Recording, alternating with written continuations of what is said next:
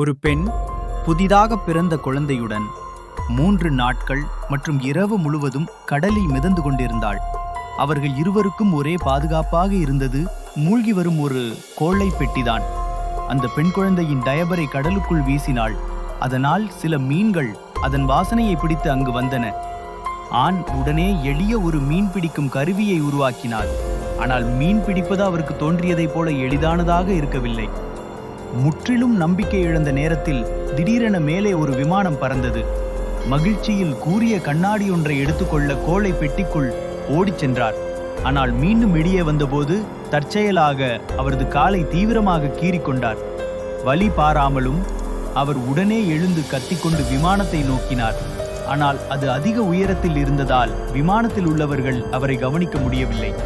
காயம் மிக மோசமாக பரவாமல் இருப்பதற்காக அவர் தன்னிட இருந்த மதுபானத்தால் காயத்தை சுத்தம் செய்தார். பிறகு ஹெட்போன் கம்பியை வைத்து கையை தைத்தார்.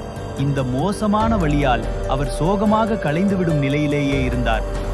ஆனால் மீன் பிடித்து ஊட்டச்சத்து பெற வேண்டியது அவசியம் என்பதால் அதற்காக போராடினார்.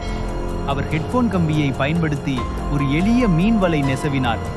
அதை கடலில் போட்டுவிட்டு மீண்டும் ஒரு டயபரை மேலமையாக வைத்தார். பின்னர் அமைதியாக மீன்கள் வரும் வரை காத்திருந்தார். ஒரு சில நிமிடங்களுக்கு பின்பு உண்மையாகவே ஒரு மீன் அகப்பட்டு விட்டது. இறுதியில் அவரும் ஒரு சிறிய உணவை கடைக்கோடியாய் சாப்பிட முடிந்தது.